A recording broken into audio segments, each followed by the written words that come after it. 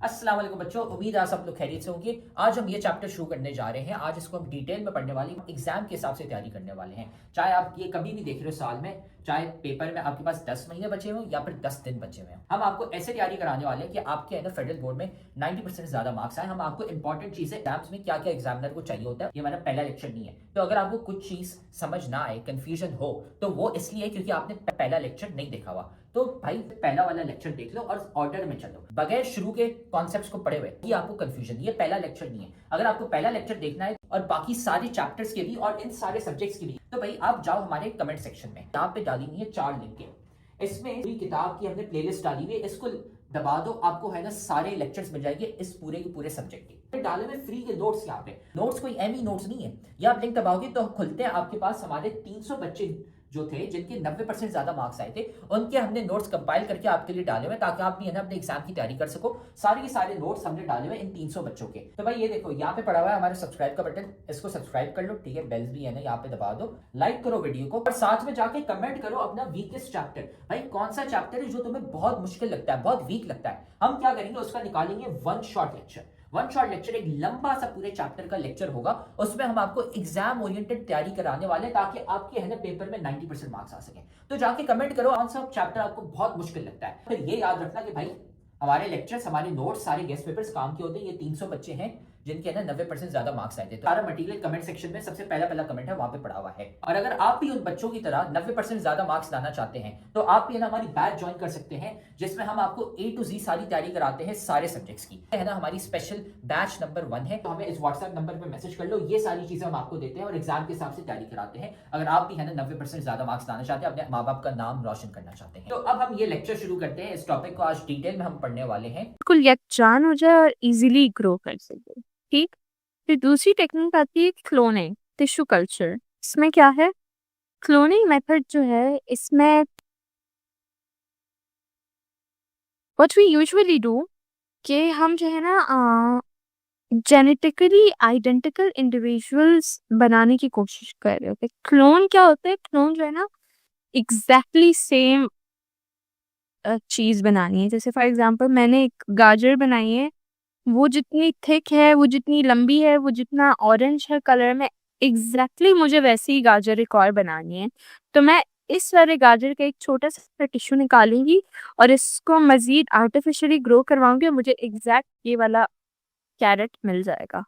ठीक है, यानी कि जो प्लांट आपको एग्जैक्टली ग्रो करवाना है उसी प्लांट का एक टिश्यू आप लेते हैं, उसको टिश्यू कल्चरिंग कहते हैं। In plant term cloning refers to tissue culture. Cloning को जो है ना साइंटिफिकली टिश्यू कल्चर कहा जाता है, इन विच सिंगल प्लांट सेल को हम यूज करते हैं, पीस ऑफ उस सिंगल प्लांट सेल से या पीस ऑफ टिश्यू को हम लेते हैं और उसको आर्टिफिशियली हम न्यूट्रिएंट्स में रखते हैं। हम न्यूट्रिएंट्स खुद प्रोवाइड करते हैं। एसेप्टिक मीडियम होता है, यानी कि बिल्कुल उसमें कोई जरासीम, कोई माइक्रोब्स वगैरह ना हो, बिल्कुल क्लीन हो, ताकि भाई ये लेक्चर तो तुम बहुत मजे से देख रहे हो, लेकिन तुम्हें पता है कि लेक्चर देखने से खाली 90% मार्क्स नहीं आ जाते। असल में भाई मार्क्स कैसे आते हैं, तो भाई ये लेक्चर देखने के बाद आपने नोट्स खुद के बनाने होते हैं और फिर साथ में आपने प्रैक्टिस भी करने होते हैं सवाल। भाई ये हमारा फेवरेट कोट है, 90% marks don't come from just hard work, they come from consistency, smart strategy and proper revision. भाई स्मार्ट तरीके से पढ़ो, स्मार्ट तरीका ये हमने आपको बताया हुआ है। तो साथ में हम आपको तरीका भी नहीं बता रहे, साथ में हम आपको दे रहे हैं भाई नोट्स। जाओ कमेंट सेक्शन में, नोट्स में से आपको मिल जाएंगे भाई उन बच्चों के नोट्स। 300 बच्चे थे जिनके 90% ज्यादा मार्क्स आए थे, उनके नोट्स वहां पे पड़े हुए। लेकिन साथ में उधर नीचे हमने आपको सवाल भी दिए हुए प्रैक्टिस के लिए। ये यहाँ पे पूरी गूगल शीट पड़ी हुई है भाई, यहाँ से जाके सवाल प्रैक्टिस करो।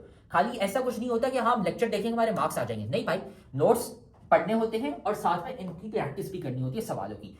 कोई जो हमारा प्लांट हो उसको कोई डैमेज ना हो, जेनेटिकली आइडेंटिकल एग्जैक्टली कॉपी है, तो बिल्कुल exact same copy of parent plant हम जनरेट कर सके। ये हमने गाजर ली, उसका एक टिश्यू लिया या सेल लिया, उसको हमने इस artificial aseptic nutrients field medium में रखा। मीडियम का मतलब है कोई ऐसी चीज जिसमें आप कुछ रख सको और उसको न्यूट्रिएंट्स वगैरह प्रोवाइड कर सको। फिर वो ग्रो होगा, उसके अंदर ग्रो होगा, इट विल फॉर्म कैलस और फिर एम्ब्रियो बनेगा।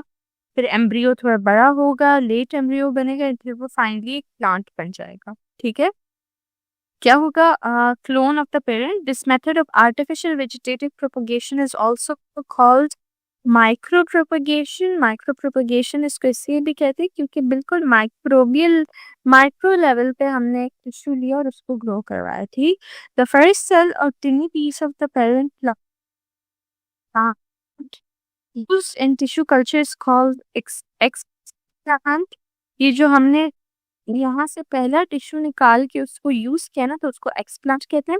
This explant is placed in a special nutrient medium. ये एक्सप्लांट को न्यूट्रिएंट मीडियम में रखेंगे जहाँ वो ग्रो करेगा, और ग्रो करके जो है ना बहुत सारी सेल्स बना लेगा, एक मास ऑफ सेल बनेगा जिसको कैलस कहेंगे। फिर क्या होगा? कैलस को हम ट्रीट करेंगे डिफरेंट चीज़ों के साथ ताकि उसके रूट एंड शूट्स बन जाए, और इस पूरे होल प्रोसेस से हमें क्या मिलेगा? और यंग प्लांट कॉल्ड प्लांटलेट। फिर इन प्लांटलेट्स को केयरफुली हम मूव करवाएंगे इन सॉइल, नेचुरल सराउंडिंग में, और फिर वो बड़ा होगा, सॉइल में ग्रो करेगा जैसे नॉर्मली और प्लांट्स ग्रो करते हैं। ठीक, यहाँ पे हमारा खत्म हो जाता है एसेक्सुअल रिप्रोडक्शन का टॉपिक। तो उम्मीद है अब आपको है ना ये टॉपिक समझ आ गया होगा। हमने सारे के सारे सब्जेक्ट्स और सारे के सारे चैप्टर्स के हमने नोट्स डाले हुए हैं, लेक्चर्स डाले हुए हैं। इधर कमेंट सेक्शन में चले जाओ, नोट्स पढ़े हुए हैं, लेक्चर्स पढ़े हुए हैं, गेस्ट पेपर भी हम आपको दे रहे हैं और इंपॉर्टेंट चीजें भी बता रहे हैं ताकि आपको है ना एग्जाम की डेट्स भी पता चल जाए और आपका एग्जाम मिस ना हो जाए। सारी चीजें हमने कमेंट सेक्शन में डाली थी, वहां से है ना जाके वसूल कर लो उसको। तो आप देख रहे हो कि हमारी इतने सारे बच्चे हैं जिनके 90% ज्यादा मार्क्स आए। क्यों? सवाल देने के साथ साथ हम सिखाते हैं कि भाई आंसर कैसे लिखते हैं। आंसर लिखने का एक तरीका होता है, वो तरीका हम सिखाते हैं सिर्फ और सिर्फ हमारी बैच वाले बच्चों को, इसलिए हमारे इतने सारे बच्चे हैं जिनके 90% ज्यादा मार्क्स आए हैं। तो अगर आप भी हमारी बैच ज्वाइन करना चाहते हैं ताकि आपके भी 90% से ज्यादा मार्क्स आए, तो हमारी बैच के लिए इस व्हाट्सएप नंबर पे हमें मैसेज कर लो, आपको ये सारी चीजें मिल जाएंगी। हम आपको सिखाएंगे कि भाई आंसर कैसे लिखते हैं। टॉपर बच्चे जो 90% ज्यादा मार्क्स लाते हैं वो आंसर कैसे लिखते हैं ताकि एग्जामिनर मार्क्स काट ही ना सके, ताकि वो एग्जामिनर बोले भाई ये लो फुल मार्क्स। हमें इस व्हाट्सएप नंबर पे मैसेज कर लो और हम आपको ऐड कर लेंगे हमारी बैच में, और फिर आप भी है ना 90% से ज्यादा मार्क्स ला सकते हैं।